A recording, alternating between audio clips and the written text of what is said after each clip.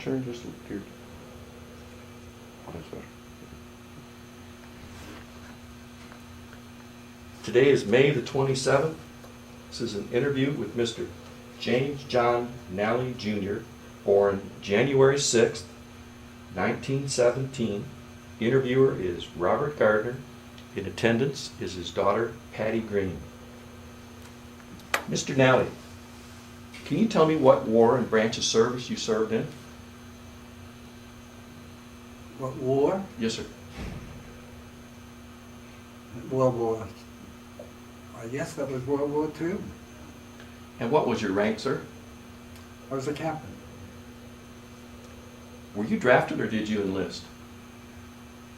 I was drafted as just a soldier. I went to Armored Force School and became an officer. Where were you living at the time? I was living in Boston, Massachusetts. Do you recall your first days of service? Yes. Could you describe some of the things that went on for you, sir? I didn't like it a bit. I wasn't overjoyed. It was an old camp on Long Island, New York. I can't recall the name of it now, but it had a history of World War I. Can you tell me about some of your boot camp or training experiences? Yeah, I had some tough sergeants, tough first sergeants. If you don't like it, we'll let you do it again until you get it right. I sometimes argued with the sergeants because I didn't think that we should have to do it twice. If we did it the first time, we did it right, and there wasn't any sense doing it the second time. But I really didn't like being an enlisted man because I was capable of doing better than that. And I just thought the best place for me to go is to go to a officers training school and get a commission. And that's what I did. And when I was commissioned as a second lieutenant and assigned to the 4th Honor Division in Pine Camp, New York. And what was that experience like, sir? That was very good. I was very lucky. I got assigned to a great organization, great leadership, great officers, knowledgeable people. They knew what they were doing. And they passed it on to us who didn't know a damn thing about military service. And it just grew with it, that's all. It was brand new. All the soldiers were new. Some of them, who of course were our leaders, were guys who had made it their life career to be a buck-ass sergeant. They thought that was the greatest place in town, to belong to an Army outfit that was a good one. And, you listened to them. They knew what they were doing. They were smart. And finally it grew on you. You felt they knew what they were doing. They were trying to teach you how to do it. And you better pay attention or you're going to get your head blown off. So you did. And that's what you did when you went. You went as a private. Said, I think I'd rather be an officer, so you went to officer training school and got a commission. And you came back as a second lieutenant and a first lieutenant, and you were promoted. And you did your regular training services in camps and desert training centers and that sort of thing. Did some crazy things.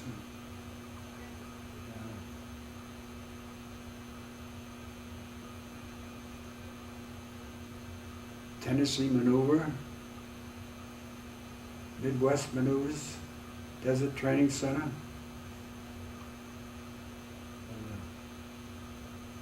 Armed Forces School.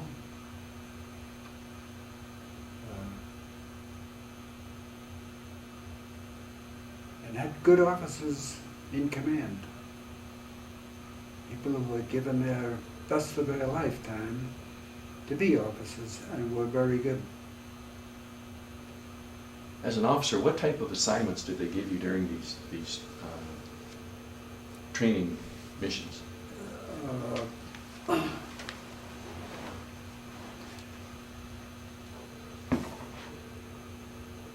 They were just good, and they rubbed off on you.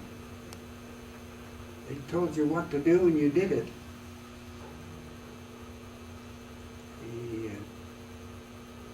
We had good officers. They were well trained.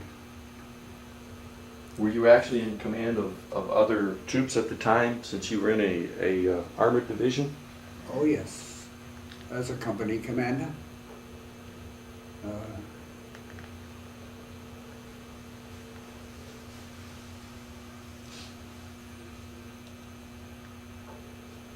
You get bumped around from one change to another. Armored force was a lot different than the 1, 2, 3, 4 training of a foot soldier, because we were mounted with excellent equipment. I guess we thought we were helping, using armored equipment in the desert, finding fault with the way it was made, breaking axles, breaking springs, riding tanks, riding half tracks.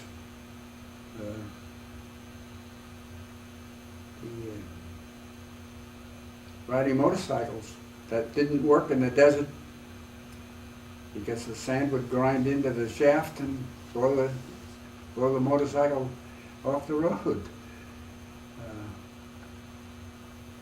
It was a good occasion. We had a chance to test the motorcycles and ride them up from the desert, the Mojave Desert, up to Las Vegas, and a chance to stay overnight in Las Vegas and gamble at the table. And lose the $20 or whatever it was we got paid, I forgot now. Made a lot of friends, a lot of good people, young fellows, soldiers, and other fellows who went to school and were commissioned as officers. Did their best, their very best. Taught us all they knew. Military people who came out of West Point, and great commanding officers we had. Good leadership. All of them never finished. None of them finished, really, that we first started with. By the time the war was over, they were gone.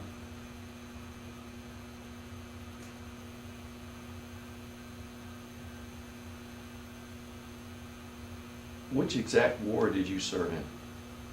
Sorry, I didn't hear it. Which exact war did you serve in, sir? Which was the war? Yes, sir. We landed right after we were the first to land after the breakthrough to the coast of France, from England across the water, and landed on the beaches of North France, and took over the positions of those who first made the attack on Europe.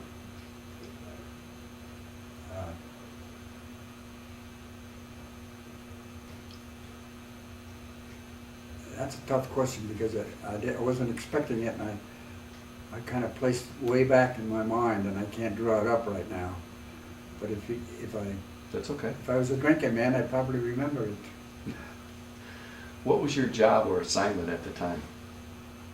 I was a company commander when we landed in Normandy.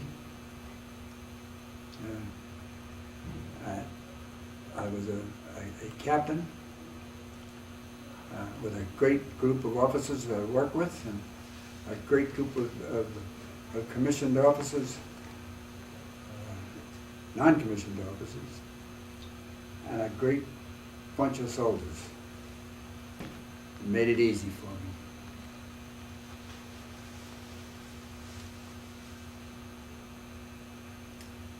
Were We your waited for the breakthrough at North France, which really began right after the American soldiers landed.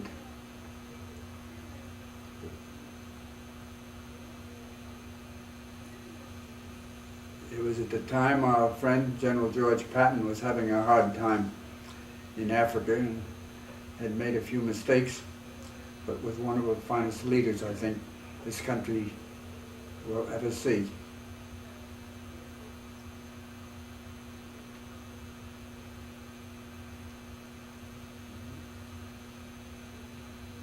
We had some good West Point graduates who were commanding. The colonel, who was commanding the 4th Armored Division, and gained promotions because they earned them. They just weren't handed out. They were good.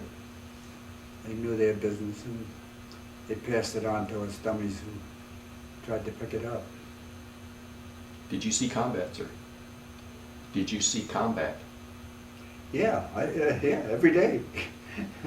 Every day after they landed. I was not part of the original landing force in North France. We came the day after, 6 days later, and landed and took over the positions of the invasion troops and waited for reinforcements, and finally into the hedges of France. We were not foot soldiers because we were armored force. We mounted half tracks, big 2-ton trucks, 10-ton trucks. It's funny how you forget all that stuff. But that part of the war you didn't worry about. You didn't wonder about it. You didn't want to learn about it anyway. Were there many casualties in your unit? Yeah, we lost a lot of boys.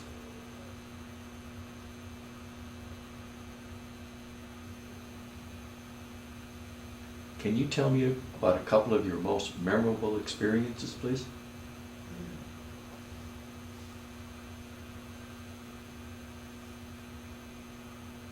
Yeah, the first attack we made, we lost the colonel. His driver backed up over a mine, and it twisted that Jeep. The back wheels just went upside down and killed him. And he was a West Point graduate and a fine military officer. Not the real kind of a buddy you'd like to have, but a hell of a fine officer.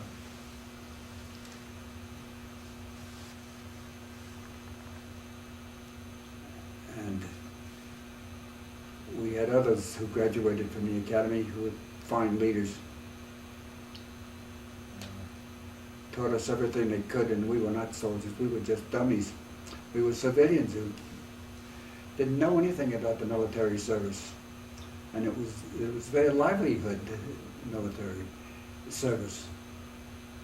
And you had to keep up with them or you were left behind. And they gave us all they had. And it paid off too. We didn't think so at the time, I guess, but it did. Are there any other experiences that you'd like to relate to us? Well, as armored force, we didn't know what a foxhole was, but we relieved the infantry division in northern France in the hedges, and eventually, when they brought Patton up from Africa to give him a new command, he was the leader. And we had other West Point graduates who were commanding the division. And the commanding many of the companies. And we had great leadership. No bosses, just good leaders.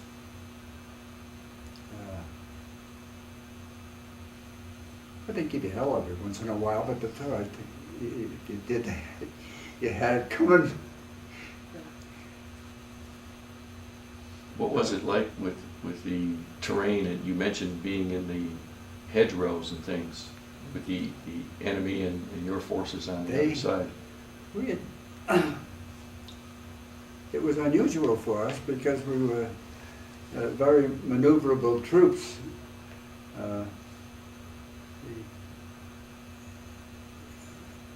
We first thought we were great because we get to sit on the back end of a truck. That's because we didn't have any tanks.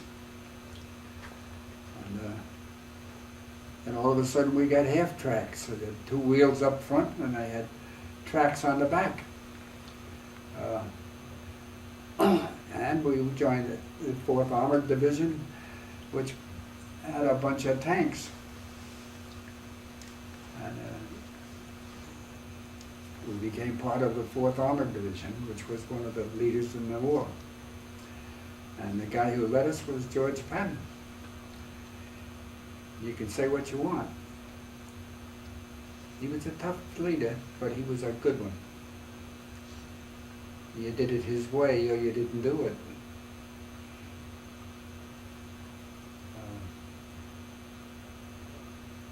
Unfortunately, he made a few mistakes. But he knew what he was doing when he was leading the forces. Were you assigned to a tank, or did you assign yourself to a tank? No, you just. I was very fortunate. I was 51st Armored Infantry, and infantry were foot soldiers really, but we had half tracks. The Armored Division. We were part of the Armored Division, since a half track was armor. But it was not a tank. It had a track on the back and it had 2 wheels up front, which we had a hard time with in the Desert Training Center before we went to war. We kept breaking the springs. And they were able to correct that before we used them in the war. We trained in the desert, in the Mojave Desert.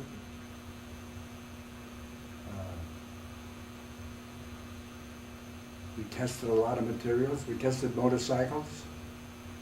Motorcycles were no good in the desert. Threw up the dirt and sand into the sprocket and just blew the chain drive. They went to a shaft drive and tried them all, and finally motorcycles were not for the armored force. They dumped them. They didn't go to war. Or maybe the military police may have used them, but I don't know where they were. They were behind us someplace. Were you awarded any medals or citations? Yeah,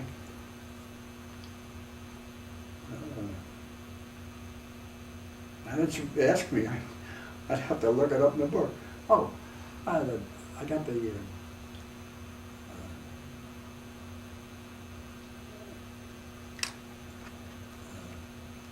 Bronze Star.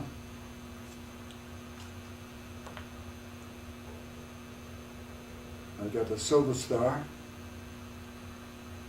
And then I got what they call the German Marksman's Medal. It was a Purple Heart.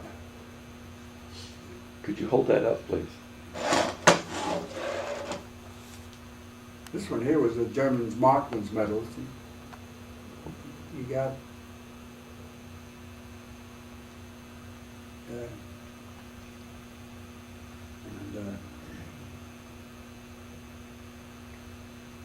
and I had those are the only medals I really had. Oh, you get a lot of things to wear over your shirt pocket. Every time your outfit did something, you got another one. What was the reason that you were awarded the Bronze Star and the Silver Star, sir? Could you go into a little detail on for it? gallantry in action. And I really wasn't that gallant. I guess you'd better do it now, or you're going to get you first. It was it's something you look forward to, I'll tell you that. It's you or me, buddy, and I'd rather it be you.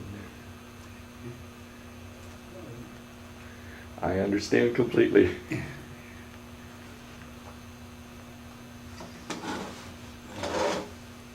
How did you stay in touch with your family?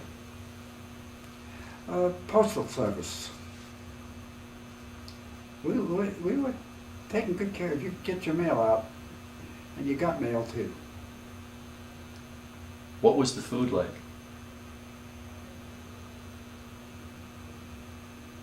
It was pretty good. They managed it pretty well. We ate pretty well, to tell you the truth. Sometimes out of a box and sometimes out of a bag, but it was good food. Did you have plenty of supplies? Plenty of what? Did you have plenty of supplies? Plenty of supplies. Yes, sir. And I commanded a service company, which brought the guns, brought the ammunition, brought the gasoline. An armored force moved quickly. As soon as they ran out of gasoline, they stopped. So you couldn't allow that to happen. They never went dry. We hauled gasoline all day, all night. And we dumped it right into tanks and right into half-tracks. And they burned it up. Was this while the tanks and half-tracks were in a service area, or was this up towards the front? Oh, this was right on the front line. This was right there. So the Right in the hedges so of the northern France. so the drivers and the people there were in as much, if not more, danger than the troops that were in the tanks and half-tracks. You might say so, yes. You might say so. Did you feel pressure or stress?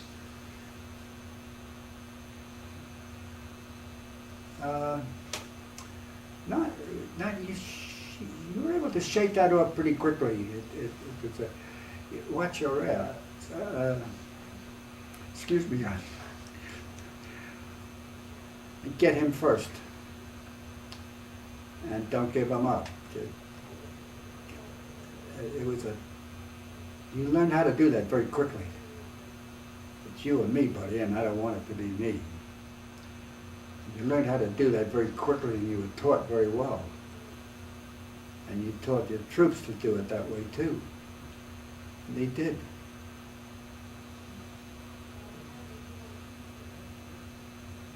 Was there something special you did for good luck? No, I don't think so.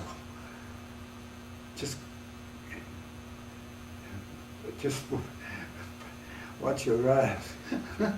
Excuse me. How did people entertain themselves? Huh.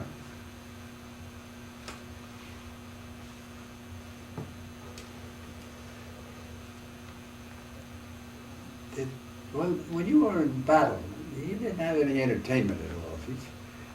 You were pretty busy. We didn't use foxholes. Armored forces didn't have any foxholes. A foxhole was what you drilled in, half-track or a tank. A command car had no protection at all. Just the half-tracks and tanks were the greatest thing in the world. Stay out of range and get there first with the most. Were there any entertainers, USO entertainers or anything? No. There was, but not after D-Day. We didn't see any We didn't see any entertainment until after Bastogne. That was Christmas time. The entertainers were entertaining the troops, but not on the battle line. And if they were not on our line. But we could have enjoyed them if they were there. What did you do when on leave? Well, most of us were single, and consequently we picked up a girl and buy her a drink if we could, and if we had any money, and enjoyed their company. We didn't get too much leave. You know, if you had a couple of days in London or a couple of days in, we never did get to Paris.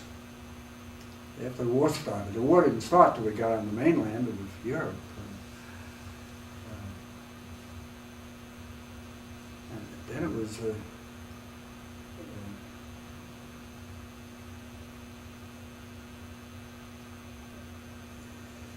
do what you had to do and get there first with the most and save your ass. Well, excuse me. Where did you travel while in the service? Where did I battle? Where did you travel while in the service, sir? Where did I travel? Well, I started at Pine Camp, New York, and went down to Tennessee News and went west to Texas and west to California, the Mojave Desert.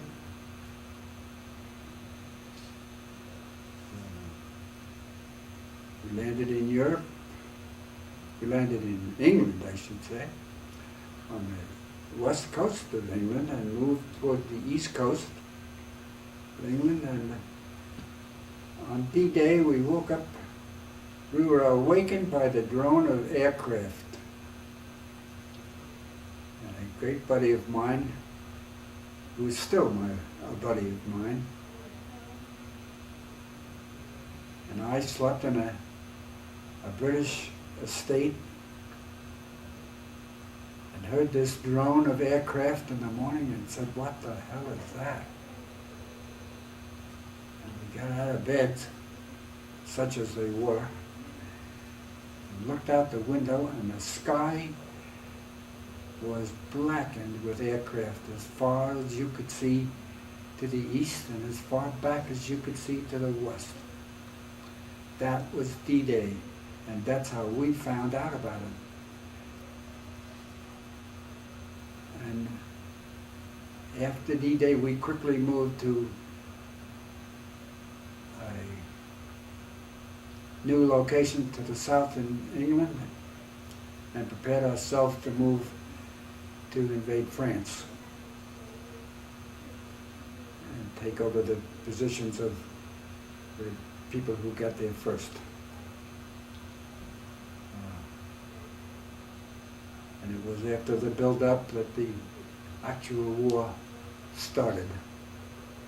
And that's when Patton was relieved of all his punishment, I think, and took over that portion of the armed forces who moved into northern France and started across the Brittany Peninsula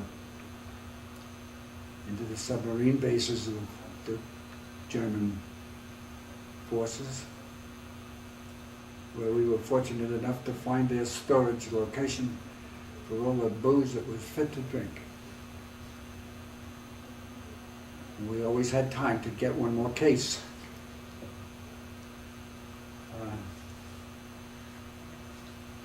But I had great attendance from the ministers and priests of the Catholic Church, because I was always able to provide them with a necessary amount of alcohol on Sunday. And they would say, "Nally, would you mind putting a few in my Jeep?" He called them a Jeep, we call them a Peep all the time. It was a little four-wheel job. It was good. But they took good care of us. Do you recall any particularly humorous or unusual events? Yeah, but I can't recall them. But when you got them, boy, they really were good. Were there any pranks that you or others would pull on each other?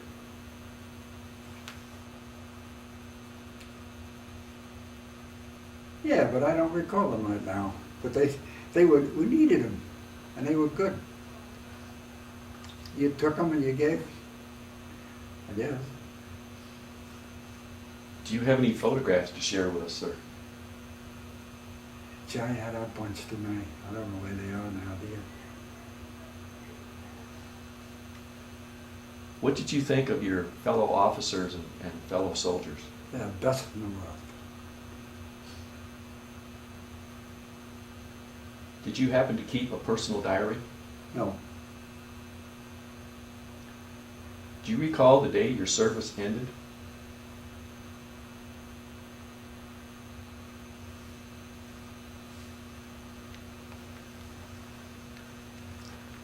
well, my service ended in New Jersey. I had come back to the United States from England. They asked me if I wanted to go to the West Coast and join an active force for to continue. I said I had no interest in doing that. However, if I had to, I'd have to go. If you said go, I'd go, but I didn't volunteer to go to the West Coast. I said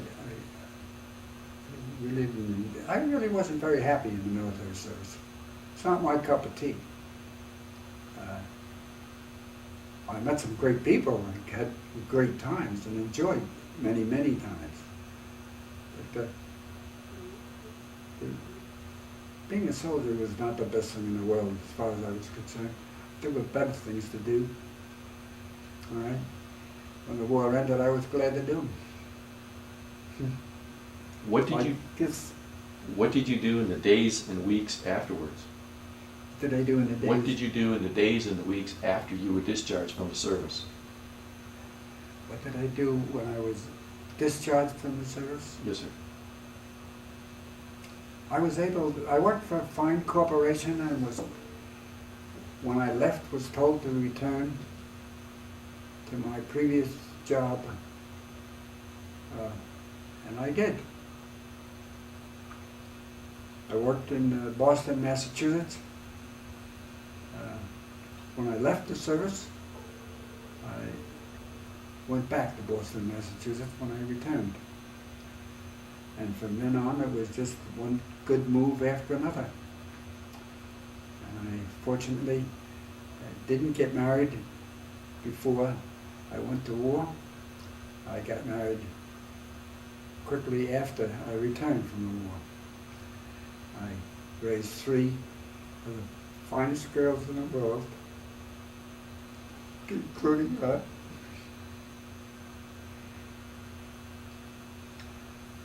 Did you happen to go back to school, and was it supported by the GI Bill? I went back to school and had an opportunity to be supported by the GI Bill, but I had a fine job and it took my attention. I made fine progress with my employer. I liked what I was doing. I did not graduate from college. I do not have a college degree. I have an education, but not a degree. Did you make any close friendships while you were in the service? Oh, yes. Oh, yes. Do you continue any of those relationships, and would you like to share some of those with us, please? Like you say, I didn't go to school, but some of the guys I was in the service with went back to school and they became teachers. Yeah, like my friend Barstow. I will be the next president of the 4th Armored Division.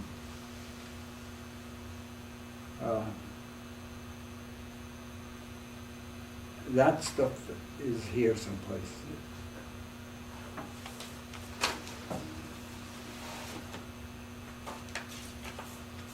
There's a fella. He commanded Company B. Harry Rockefeller. I knew him as Harry. Now he's General Rockefeller. He just retired from the military service only about a few months ago.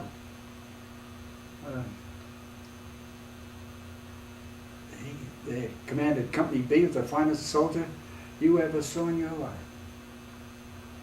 He knew it all. He was, and these other guys the same way. Yeah, there's a fella, military police, but he joined the 4th Armored as an officer. Was good.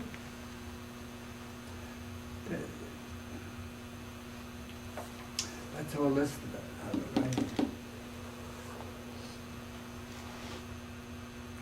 Did Don't you forget those guys. did you join a veterans organization? No.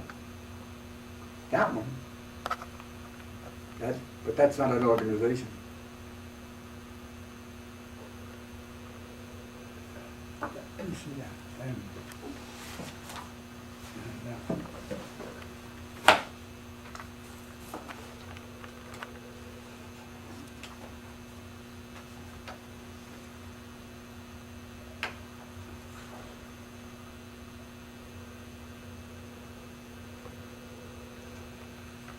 I will be the next president of this outfit.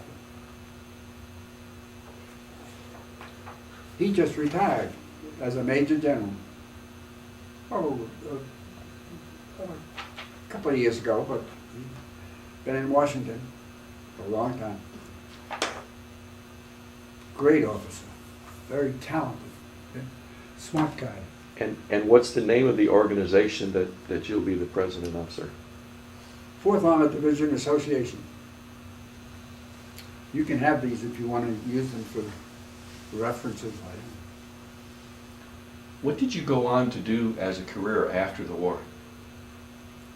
I was very lucky and went back to work for the company I left to go to war, came back and was welcomed with open arms.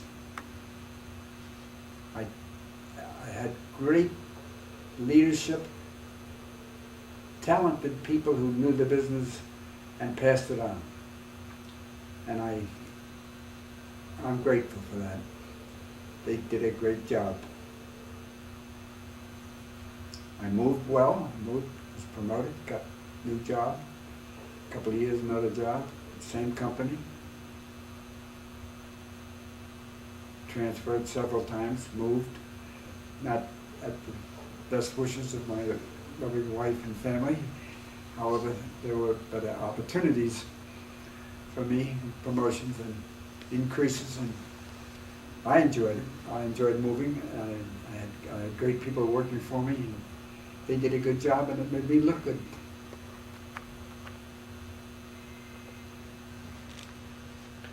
Did your military experience influence your thinking about war or about the military in general? Yeah, military was fine, but I hate war. I'm against that. Do you attend reunions? I beg your pardon? Do you attend reunions, sir? Yes.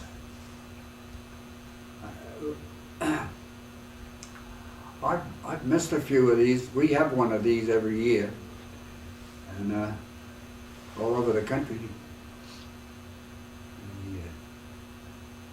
And there's one. I hope I will be the president of the 4th Armored Division Association, but I just hope I'm alive and well and can go to the convention this year, at which time I will assume the presidency and do as good a job, if not better, than those who have done before me. How did your service and experiences affect your life?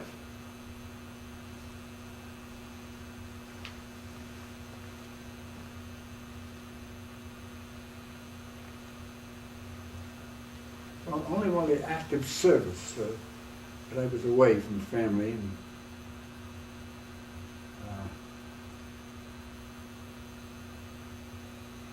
a brother who was in the service.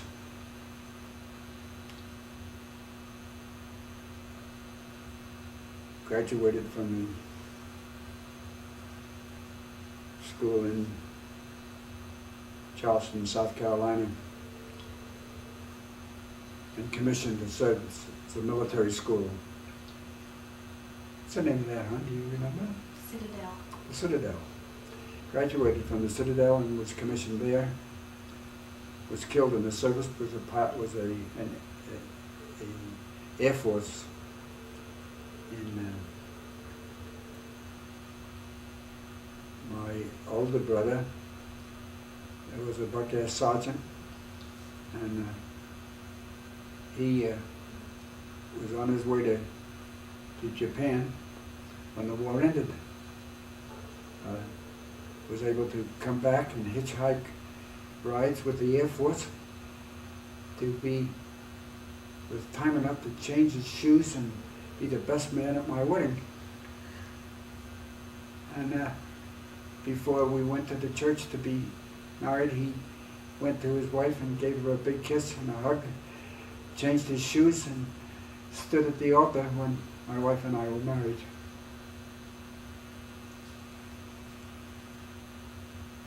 Is there anything that you'd like to add that we haven't covered in this interview, sir? I've done enough. I've done enough. You got me, I guess. I'm soft. No, there's nothing I can say. I've had a wonderful life. A wonderful life. A great bunch of people. Daddy, who was the driver? Was it Rocky or? Oh, Ralph. Was it Ralph Ralph. or Smokey or something? I can't think of it right now. He was a backdoor gunman for Ben Martin's Riviera in New Jersey Yeah. in civilian life before the war. Ralph Napoli, his name was. Napoli. He was my driver. And didn't y'all go to like a China plant or something in Germany? Was it Germany? Oh, yeah. What was that? Tell me that story again. Well, we were in the occupation zone of Germany after the war was over. This plant didn't have any material to light the fires, the kilns, to make China. What kind of China is that we have, honey? I don't know. Keep talking. But General Eisenhower and I were able to get the same batch of China made by this plant because he was able to maneuver some way to get coal for their kilns. And it was in my occupation zone.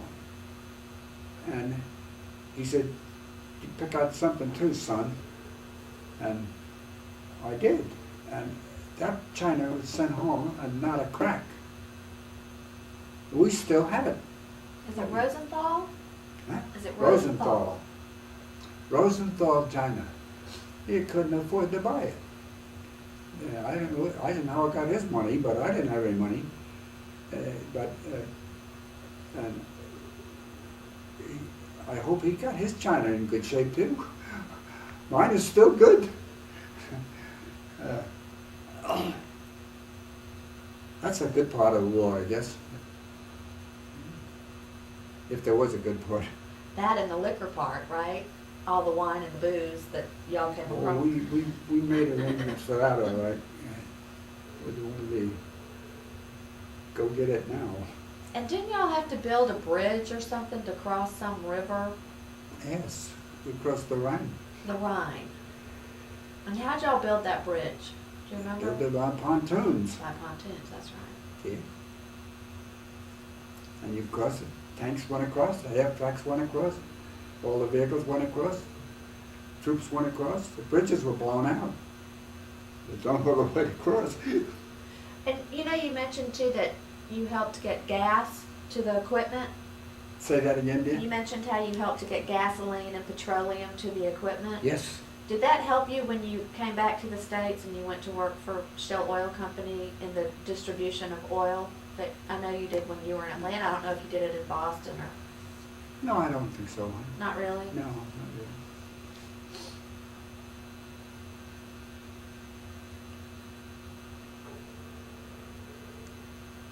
But I sure was glad to see the end of it anyway. Christmas was lousy because that was Bastogne. And we took Bastogne, belonged to us. And it was cold. We lost a lot of people from frostbite. That's how cold it was.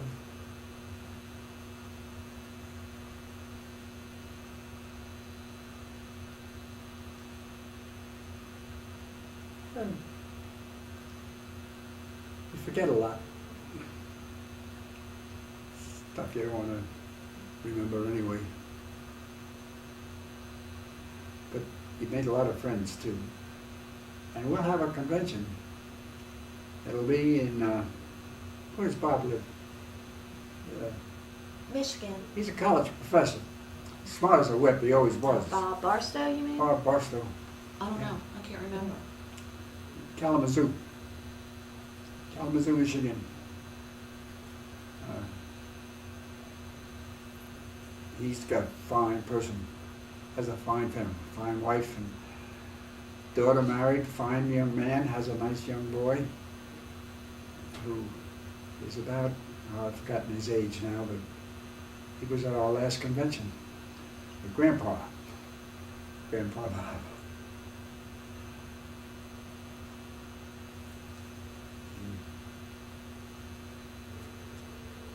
You can't forget those guys.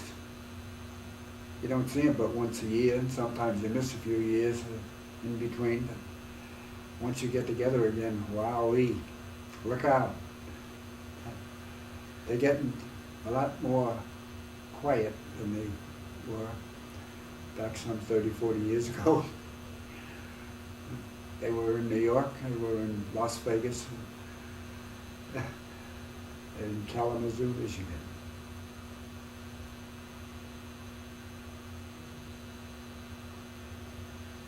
But if you want to read about it, there it is. Well, I want to thank you very much for doing this interview. It's been my pleasure to conduct it, and I really, really appreciate you taking the time to do this and share your experiences with us and with everyone else. Thank you so much. A little BS for that stuff, you know.